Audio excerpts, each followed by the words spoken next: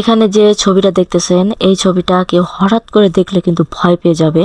তো আমি প্রথম একটু আতঙ্কে হয়ে গেছিলাম যে এটা আবার কেমন মানুষ।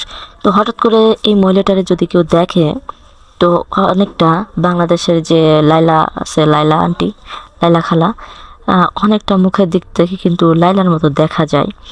তো আমি ভাবলাম যে লাইলার আবার কি হইলো, যে কিনা সুন্দরী, অনেকই স্মার্ট ছিল, তার এই অবস্থা কেন হঠাৎ করে। তারপর দেখলাম না, এটা লাইলা না, এটা হলো ইরানের একজন অভিনেত্রী বা মিডিয়ার লোক যাই হোক। তো একজন ব্লগার, হ্যাঁ, ইরানের একজন ব্লগার, এর বয়স মাত্র 20 বছর বয়স। তার এই পরিণতি কেন হলো? সে অধিক পরিমাণের সৌন্দর্য করার জন্য, নিজেকে সুন্দর করার জন্য তার আজ এই অবস্থা। তার আগের যে ছবিগুলো ছিল কত সুন্দর লাগতো, মাসাল্লাহ, অনেক সুন্দর চেহারা ছিল। তো অধিক পরিমাণে অস্ত্রোপচার করার জন্য তার চেহারার আজ এই অবস্থা। তো সে চাইছে পুরো বিশ্ব রেকর্ড করার জন্য এই অবস্থা করছে, নিজেকে সৌন্দর্য করার জন্য। তো এই মহিলাটার নাম আনাহিতা। হ্যাঁ, এই মহিলাটার নাম হলো আনাহিতা, মাত্র 20 বছর বয়স। তো তার বয়স হচ্ছে মাত্র 20 বছর। মুখে 388 বার প্লাস্টিক সার্জারি করছে। 388 বার প্লাস্টিক সার্জারি করে তার এই রূপটা, ওই থুড়ি আমার তো না, তার ওই রূপটা করছে। হ্যাঁ, তো একটি পডকাস্টে অংশগ্রহণ করার পরে সেখানে যেহেতু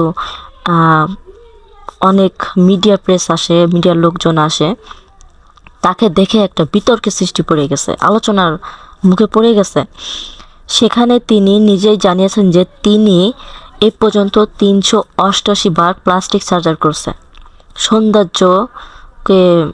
সৌন্দর্য কোথায় আছে সেটা খুঁজে বের করে তার ভেতরে সৌন্দর্য দেওয়ার জন্য এই কাজটা করছে।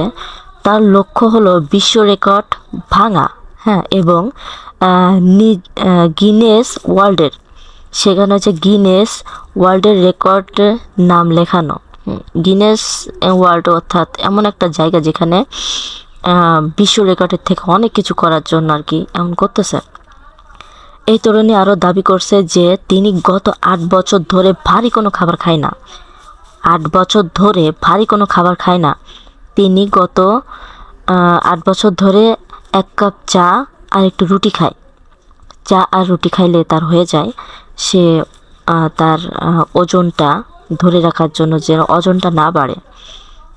তো এই যে 388 বার প্লাস্টিক সার্জারি করে তার কী অবস্থা হতে পারে জানেন? একাধিক ভার শরীরে যদি অস্ত্রোপচার করা হয় তাহলে তার ক্যান্সারের দিকে চলে যায়। তো এই মহিলাটা বা এই মানুষটা ক্যান্সার হয়ে গেছে। তো সৌন্দর্য, মহান আল্লাহ তাআলা যে সৌন্দর্যটা দেয় সেটা তো নিজ হাতেই দিছে।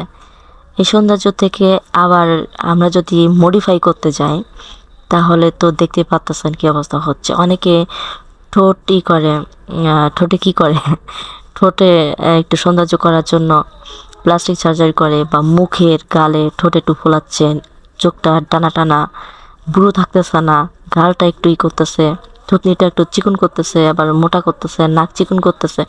এগুলো করতে যাইয়ে যে অবস্থা হচ্ছে, তো আসলে মানুষদেরকে চেনা যায় না।